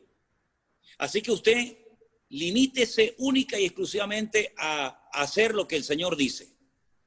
Y no se preocupe que le va a llegar la oportunidad, créame, le va a llegar la oportunidad de que usted pueda explicar qué es lo que le está pasando. Y mire, esto es muy fácil. Mire, a su papá, a la mamá, a la abuela, al sobrino, a quien sea, mire, yo lo que estoy haciendo es leer la Biblia, escuchar unos cultos y unas predicaciones y tratar de agradar a Dios lo mejor posible dentro de mis posibilidades con la ayuda de Dios. Y no se preocupe, Alberto, que Dios ya le dará sabiduría y palabra para que usted pueda dar una explicación coherente a toda la persona que le pregunte, que le van a preguntar qué es lo que te está pasando a ti, porque tú estás raro, a ti te han hecho algo, tú estás yendo a algún sitio, a ver, dinos, cuéntanos. Tú no te preocupes, Alberto, que ya el Señor te va a dar la oportunidad de hacerlo. Fortalécete bien en el Señor, ponte bien con el Señor, sé un ejemplo, que no te señalen con el dedo y te digan, sí, pero usted mucho cristianismo, pero mire esto y mire aquello. No. Procure que su vida sea un botón de muestra, una referencia buena. Y ya verás que el Señor va a hacer la obra. Y mire, claro que hay costumbres como el persignarse y otras cuestiones, ¿verdad? Que a lo mejor cuesta el dejarlas. Pero tú pídele al Señor, Señor, vete quitando de mi vida todas aquellas cosas que yo he estado haciendo, que a veces no sabemos ni por qué las hacíamos. Cuando en España pasaba un coche fúnebre, yo no sé si en Colombia o en los países de ustedes se hacía, pero en España, cuando pasaba un coche fúnebre, la gente se persignaba, ¿verdad? Y uno dice, ¿y por qué? Bueno, son supersticiones. O cuando el futbolista va a entrar a la cancha a jugar, se persigna. O cuando la gente se va a tirar al agua, a la piscina o al mar, se persigna. Son costumbres, son cosas que la gente hace por tradición, pero que usted no las ve en la Biblia por ninguna parte. Porque eso lo hace uno como una especie de protección. Que no me pase nada, que no me ahogue, que no me peguen una patada y me hagan daño. Pero ¿sabe qué? Ahora tenemos la mejor protección del mundo, que es el Señor de señores y el Rey de reyes, que está en nosotros, con nosotros todos los días hasta el fin del mundo. Así que usted no tenga miedo de pasar por debajo de una escalera, de ver un gato negro, de subirse a un avión, a un ascensor. No tenga miedo de nada, porque el Señor le va a proteger y le va a cuidar, porque usted ahora es su hijo y el Señor le va a cuidar de todo peligro y de todo mal. Así que no tenga prisa, pero sobre todo el testimonio, hermano, el ejemplo. Eso es una imagen. Usted no oyó el refrán que dice que una imagen vale más que 1000 palabras. Sí, señor. Pues así es. Usted dé un ejemplo y ya verá cómo su familia, uno detrás de otro, le van a preguntar y usted le va a poder dar testimonio de lo que el Señor ha hecho en su vida. Dios te bendiga, Alberto. Bendiciones. Bendiciones para usted también, pastor. Muchas gracias. Un abrazo grande, mi hermano. Tenemos más preguntas, ¿verdad? Mira que el tiempo vuela. El tiempo, no sé cuánto tiempo llevamos, pero me imagino que hay gente con preguntas, ¿sí o no? Dele, por favor. Dios me lo bendiga, pastor. Aquí lo escucharemos. ¿Me escucha? Perfectamente. Bendiciones para usted, para la hermana Elena, que por ahí miré su mano, para el hermano Anderson también los miré, a todos detrás de cámaras, agradecida con el Señor porque lo tenemos aquí enseñándonos. Es un maestro muy duro, pero muy justo. Entonces, mi pregunta es, pastor, ¿qué clase de pan tenemos que compartir con usted el día de, qué clase de vino, el día de que hagamos compartir Mire, el pan y el vino? Sí, está buena la pregunta, está buena. Mire, realmente lo que se tomaba, lo que se comía en los tiempos de Cristo y lo que comían los discípulos cuando llegaba esa noche, sobre todo en la época de la Pascua, era realmente pan sin levadura. Era lo que se comía, pan sin levadura. Era como de una galleta, ¿verdad? Y en el libro de Éxodo explica por qué se tenía que comer pan sin levadura, porque no había tiempo para que leudara la masa, porque tenían que salir muy rápido de Egipto. Pero mire, no se hagan problema con eso. Cualquier trocito de pan que usted tenga por la casa. Tampoco tiene que ser 1 kilo de pan. Un trocito pequeño. No se me vaya a atragantar. y después queramos tomar mucho más vino, Con ¿verdad? un trocito de pan cualquiera. Podemos participar juntos de la Santa Cena el domingo, si Dios quiere, que va a ser muy lindo y que estoy Y el seguro que vino, para muchos de pastor. ustedes va a ser la primera vez que lo van a hacer. Para mí sería la primera vez. ¿El vino, qué clase Dame de volumen, vino? no oigo nada. ¿Cualquiera? Dígame, El hermana. vino, pastor, ¿qué clase de vino? ¿Sería cualquier? Mire, vamos a ver, con el tema del vino, yo le digo, si hay alguna persona que ha tenido problemas con la bebida, es decir, que ha sido alcohólico, que ha tenido problemas con la bebida, yo le recomendaría que tomara zumo de uva. Okay. El zumo de uva, que es como si fuera vino, porque hay gente que fue alcohólica y no le conviene tomar vino. Claro. Ahora, que sí. los que nunca hemos tenido problemas con la bebida, los que nunca hemos sido esclavos del alcohol, solemos participar con una copita chiquita, copita chiquita de vino. Pero si no tiene vino, pues con zumo de uva, sin ningún problema. Perfecto. ¿Okay? Las dos cosas Era sirven, porque son frutos de la vid. Pregunta, y de la vid sale el vino y de la vid sale el zumo de uva. Así que una de las dos sirve sin ningún problema. ¿Ok? Ok, pastor. Muchísimas gracias. El Señor me los bendiga grandemente. Gracias, hermana. Miren, vamos a darle lugar a 2 o 3 preguntas más y vamos a ir terminando por ahora, porque yo creo que vamos a tener que tener más reuniones de cara al futuro. Me parece a mí que sí, ¿eh? Me parece a mí que sí.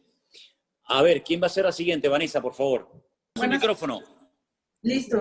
Buenas tardes. Adelante, pastor. hermana. Buenas tardes, pastor. Bendiciones, un gusto saludarle. Es mi hermana Mónica Victoria. ¿Sí nos escucha? Sí.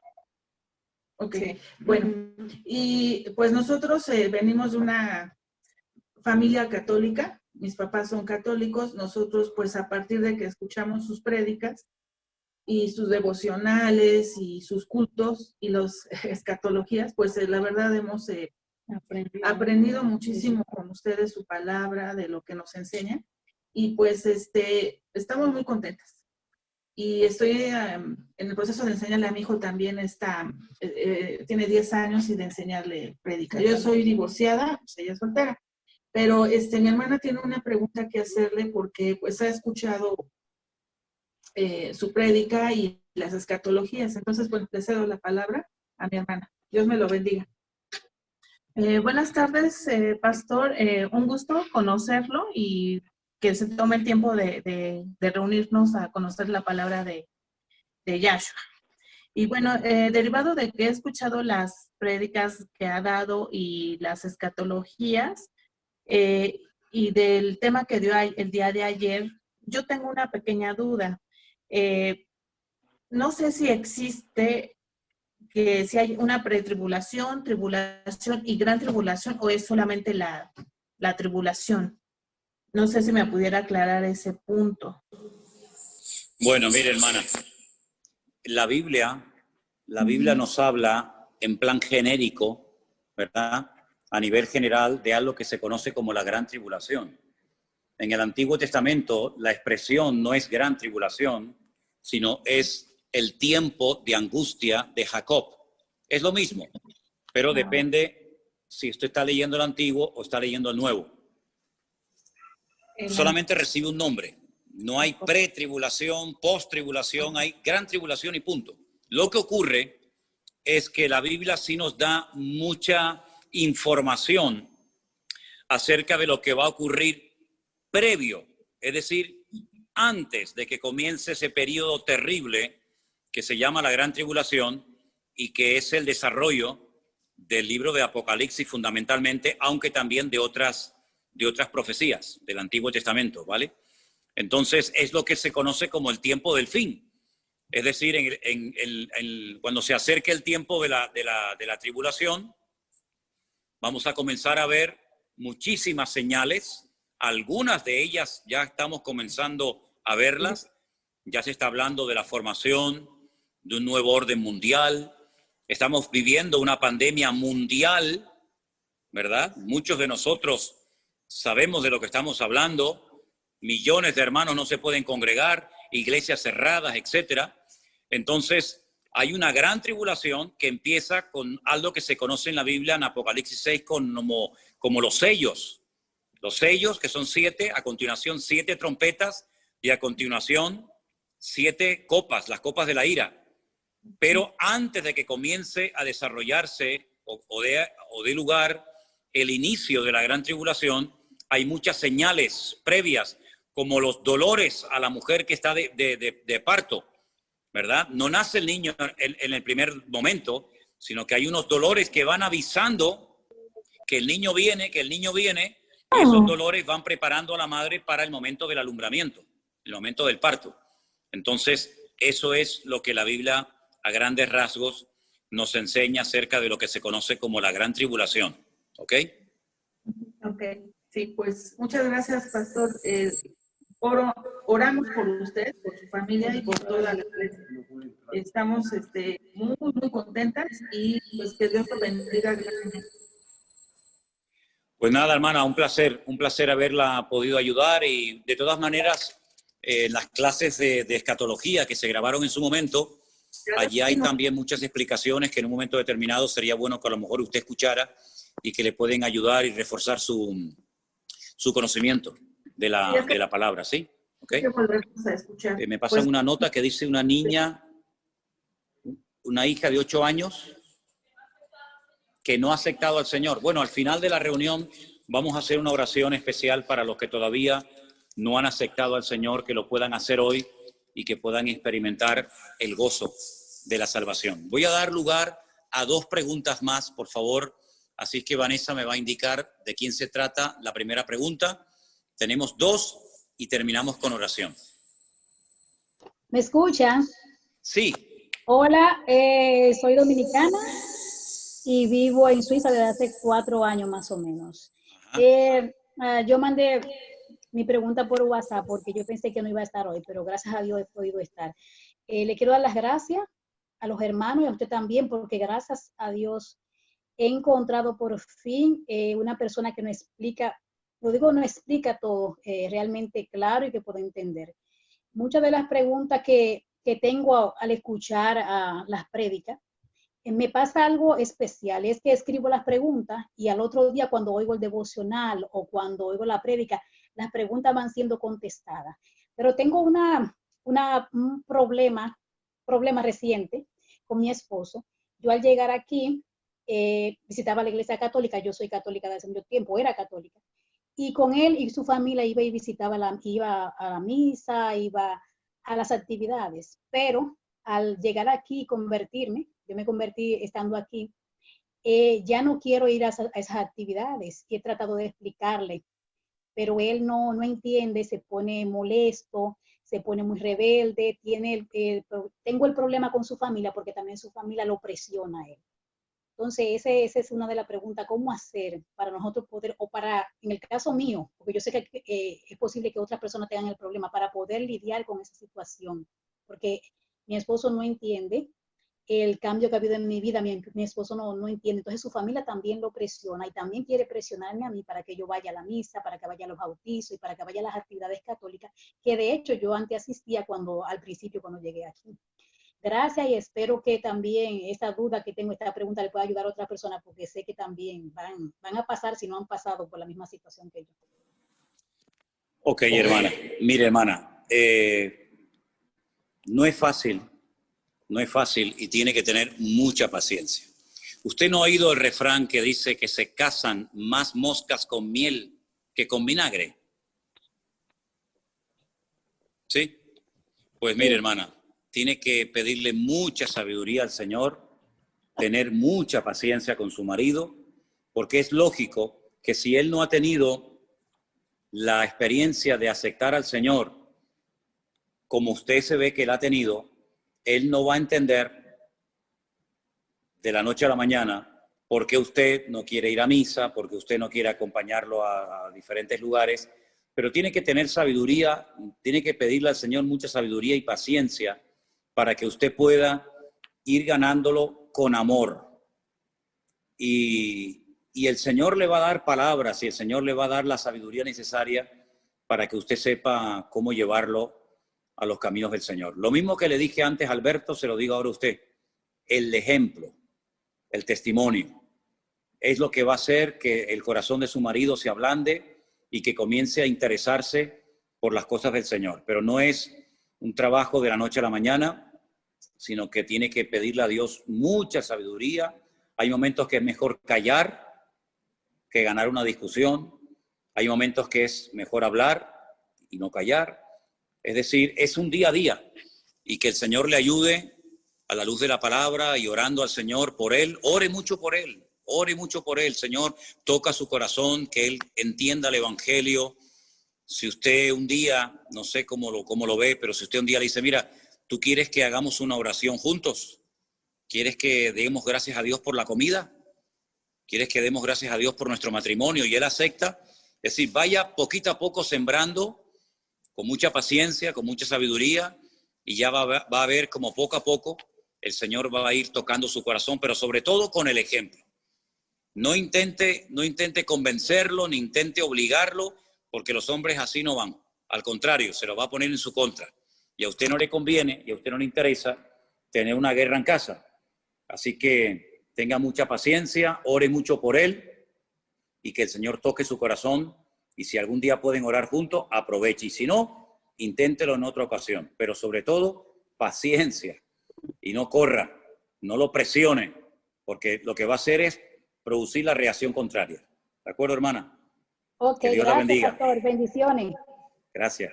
Venga, y la última pregunta de esta reunión de hoy. ¿Quién la va a hacer, por favor? Hola, ¿me escucha? Sí. Bendiciones, pastor. ¿Cómo le va? Muy bien, muy bien. Adelante. Bueno, yo estoy en la iglesia virtual con ustedes.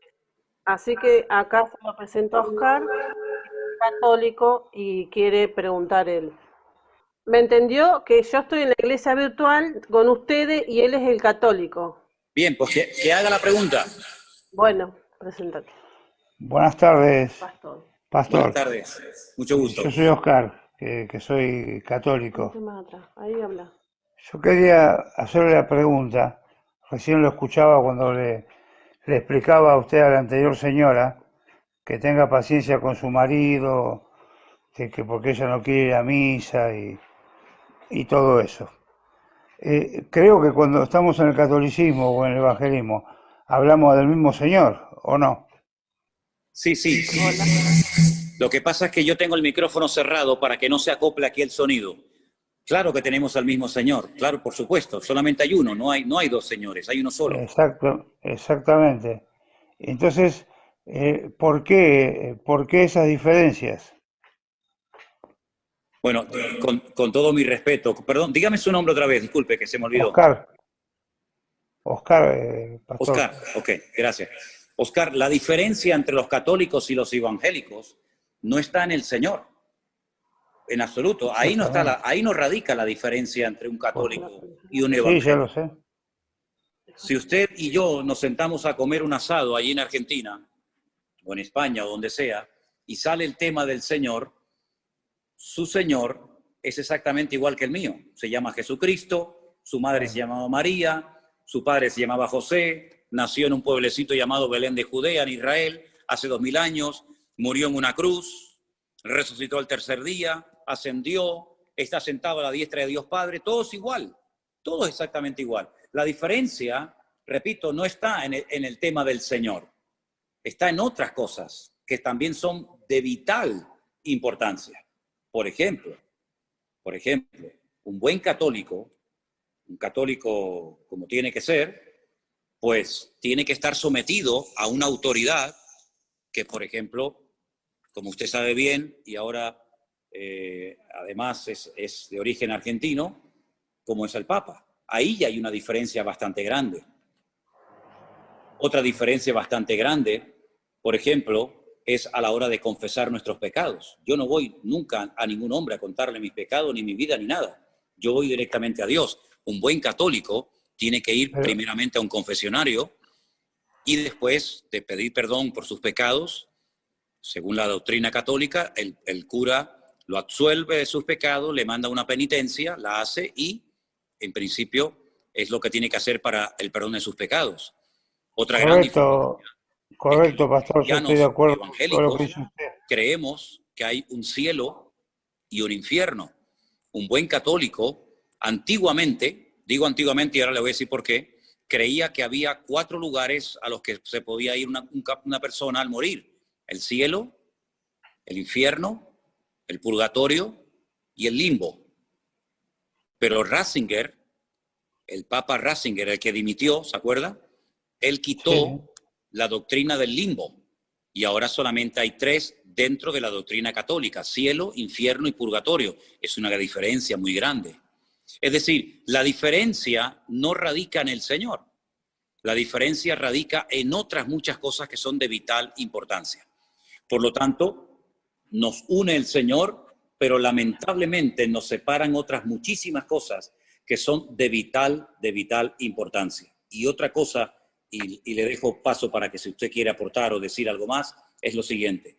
En el mundo de la Iglesia Católica, cuando usted entra a cualquier iglesia de España, de Argentina, de Colombia o de cualquier país del mundo, generalmente, no siempre, pero generalmente usted va a ver una cruz donde está crucificado el Señor Jesucristo, en una imagen.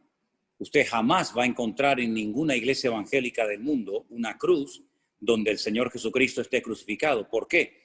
Porque nosotros no solamente creemos en la crucifixión, un hecho trascendental y de vital importancia, sino que además creemos en la resurrección del Señor Jesucristo, y Él está dentro de nuestros corazones. Cuando yo era católico, yo tenía a Cristo colgado aquí en el cuello, en una pequeña cruz, en una pequeña cadenita. Hoy en día, usted puede comprobar, yo no llevo absolutamente nada, pero lo llevo, no colgado ahora afuera, sino lo llevo dentro de mi corazón. Entonces, repito, en cuanto al Señor, hablamos de la misma persona, pero luego hay muchísimas cosas, como usted sabe perfectamente bien, que nos separan y que son las cosas que a la luz de la Biblia, a la luz de la palabra de Dios, son las cosas que chocan cuando uno lee la Biblia. Dice, pero ¿por qué tengo yo que creer? ¿Por qué tengo yo que practicar en cosas que mi Biblia, la palabra de mi Dios, la palabra de mi Señor, no me enseña? ¿Quién entonces las enseñó? ¿Quién las incluyó? ¿De dónde salen tantas y tantas prácticas y tradiciones que no están en la palabra de nuestro Señor Jesucristo? Bueno, es entonces cuando nos encontramos en reuniones como estas a muchísimos católicos que dicen, caramba, ahora me doy cuenta que mi sinceridad no estaba acertada del todo, sino que hay muchísimas cosas en las que hemos creído, porque, seamos sinceros, ¿quién llevó la religión católica a Latinoamérica? ¿Los japoneses? ¿Los árabes? ¿Los chinos? No, los españoles. Los españoles llevaron la espada y llevaron la cruz. Se llevaron la espada y dejaron la cruz. Y Latinoamérica es católica porque fueron los españoles allí, pero si hubieran ido los musulmanes, probablemente todo el cono sur de Latinoamérica, todo Centroamérica, nunca hubiera sido católica o cristiana, hubieran sido musulmanes o los budistas o los hinduistas. Es decir, que muchas veces la religión tiene que ver con aspectos culturales, no tanto con aspectos de elección personal. Yo hoy en día soy cristiano porque yo quiero ser cristiano, no porque nací en un país cristiano y porque mis padres o mis antepasados fueron cristianos, sino porque yo quiero ser cristiano. No es por imposición, es por convicción personal. Y eso, lamentablemente, en el catolicismo, con todo mi respeto, y usted lo sabe perfectamente bien, no se enseña. ¿Por qué? Porque en el momento en el que al niño se le mete en la pila bautismal y se le bautiza, automáticamente ya forma parte directa y activa de la Iglesia Católica. Y eso no enseña la Biblia. La Biblia nos enseña que si no nacemos de nuevo, no podemos entrar en el reino de los cielos. ¿Se da cuenta? Hablamos del mismo Señor, pero a la hora de la doctrina, del músculo, lo que adorna, digamos, todo el cristianismo, evidentemente hay muchísimas diferencias. Adelante, si usted quiere hablar algo más o preguntarme. Sí, cómo no. Pero eso no cambia. ¿Me escucha, pastor? Sí, señor, le escucho perfectamente. Eso no cambia mi fe hacia Dios. Yo sigo teniendo la fe misma interiormente y a mi forma de pensar. ¿Está muy mal eso? ¿Me podría repetir la pregunta, por favor, que no la escuché bien? Que lo que usted me cuenta que es real, no cambia mi fe hacia el Señor. Yo tengo la fe hacia mi Señor, pensando de mi manera, equivocado o no, pero creo en mi Dios, en mi Señor, y trato de cumplir de todas maneras. Posiblemente sin ir, soy un católico y tampoco soy asiduo a las misas. Bueno, lo que pasa es que usted es un católico que rompe la norma. Es decir, usted ha empleado una frase que aquí en España de hace 15 o 20 años se escucha muchísimo, muchísimo, que antiguamente nadie hablaba así. ¿Y cuál es? Bueno, yo soy católico a mi manera. ¿Pero y eso qué significa? Ser católico a mi manera. Yo pienso que usted de católico tiene muy poco. Usted tiene más de cristiano evangélico que de católico. Lo que pasa es que tiene el peso de la religión que heredó, pero realmente usted de católico tiene muy poco, porque si usted no va a misa, si usted adora solamente a Dios, usted no es idólatra, usted cree en la Biblia, en la palabra de Dios, usted no es el típico católico. Usted se parece más al resto del grupo que tenemos hoy aquí, en este grupo, que realmente a un católico, porque un católico 100% no podría hablar ni vivir su catolicismo, su cristianismo, como el que usted vive, que se parece mucho al que yo vivo. Sí, yo lo que a ver, posiblemente y seguramente lo que usted me contestó, pero supongamos que yo me paso al evangelismo, pero voy a actuar de la misma manera. No sé si me sé explicar. Yo lo siento de esa manera, no siento la necesidad de leer la Biblia o de escuchar. Sí, soy atento a muchas cosas, pero no siento esa necesidad. Y por eso no me siento menos, ni dejo de adorar al Señor y pienso en Él. Usted no tiene que pasarse al evangelismo. Usted no tiene que pasarse al evangelismo para nada. De hecho, esta reunión y los devocionales que yo hago y los programas que llevo haciendo hace tiempo del Pastor Online y todo esto, el objetivo no es sacar a la gente de la Iglesia Católica y meterlos en el evangelismo. Ese no es el objetivo. Usted no tiene que hacerse evangelista. Usted lo que tiene es que vivir más intensamente su cristianismo. Porque Cristo no era evangélico, pero tampoco era católico.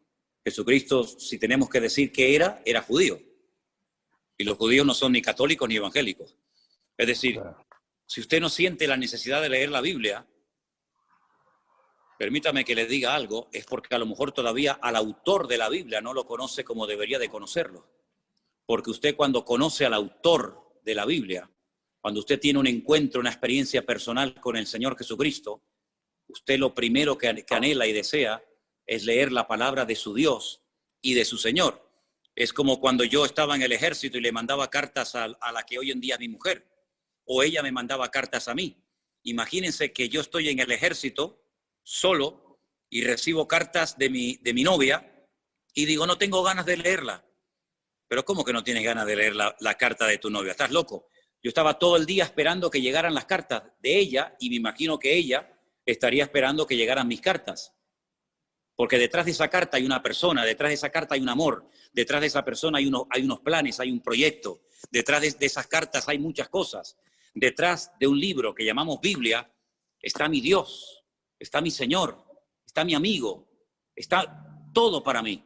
Entonces, cuando yo le conozco y le amo y le quiero honrar, yo devoro la Biblia, porque es mi Dios, es mi Señor el que me está hablando. Imagínense decir, no, yo no tenía ganas de leer nunca las cartas de mi novia. Pero ¿cómo que no tiene ganas de leer las cartas de la novia? Es una incoherencia. Entonces, a veces hay cosas que evidencian que lo que hace falta es potenciar ese encuentro, esa experiencia personal con Cristo. Y yo le aseguro que cuando usted tenga ese encuentro y esa experiencia personal con Cristo, nadie le va a tener que decir que lea la Biblia. Nadie se la va a decir. Usted la va a agarrar solo. Nadie le va a tener que decir que rece o que ore. Usted va a tener un deseo tremendo de estar siempre con su Dios. Pero es una experiencia personal que estoy plenamente convencido de que en cualquier momento la puede tener usted. Pero le felicito por su sinceridad, por su amor a Dios y me alegro muchísimo de que haya estado con nosotros en este grupo en esta tarde. Ha sido un gusto conocerlo. Le mando un gran abrazo. Dios le bendiga grandemente. Y Igualmente para voy a dar usted, lugar ya a la pastor. última persona que me decían que era, perdón. No sé, pasa que mucho. Irma Díaz, me dicen que es la última persona que vamos a darle lugar en esta tarde. Y disculpen que nos hayamos alargado un poquito, pero si hay preguntas tenía que dedicarle tiempo. Irma está por ahí, por favor. Y disculpen a los que no le hemos dado lugar. Vamos a tener otras reuniones, si les parece, ¿sí? A ver, ¿dónde está Irma? Que no la veo. ¿Está por ahí? Abra su micrófono, Irma, para que la escuchemos bien, por favor. No se oye. Lo tiene abierto, así que hable, Irma. Sí, está abierto. Ahora, hable fuerte, Sí. que la oímos bien. Sí, buenos días, pastor.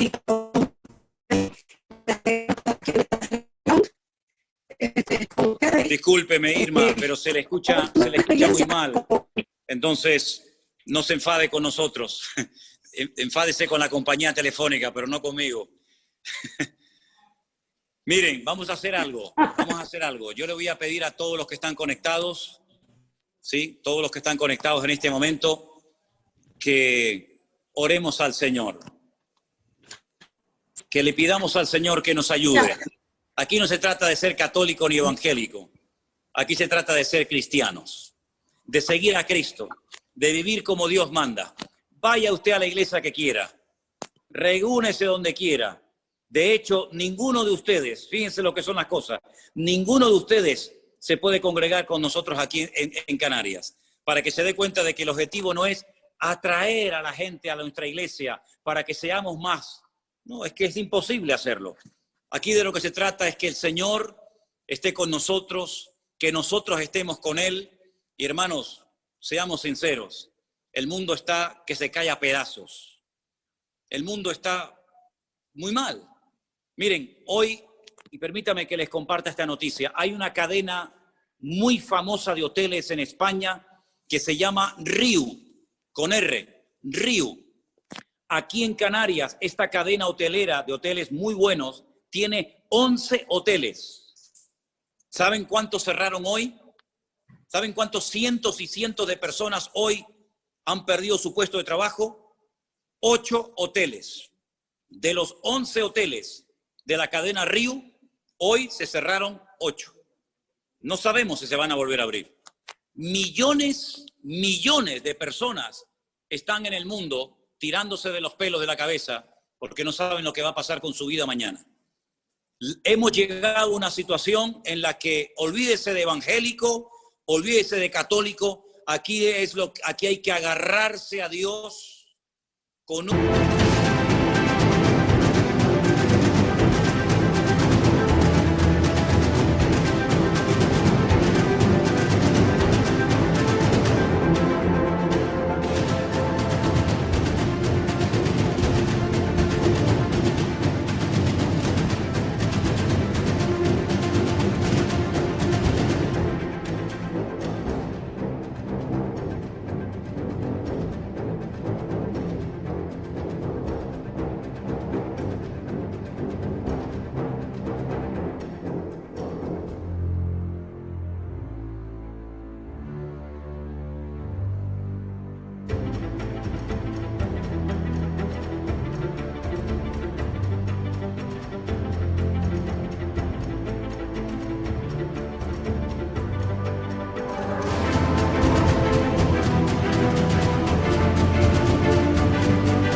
y dientes y pelearla y clamar al Señor con todo nuestro corazón para que el Señor nos ayude y guarde nuestras vidas y nuestras familias.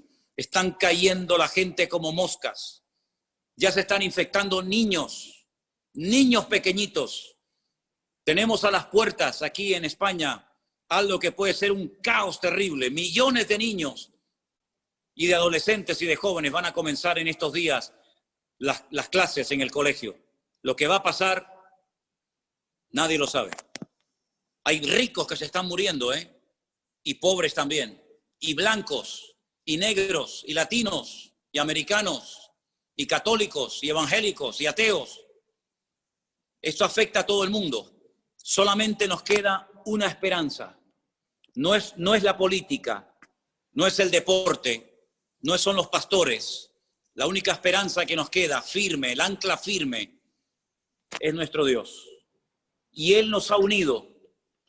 No les conozco personalmente. Tal vez nunca nos conoceremos, no lo sé, solo Dios lo sabe.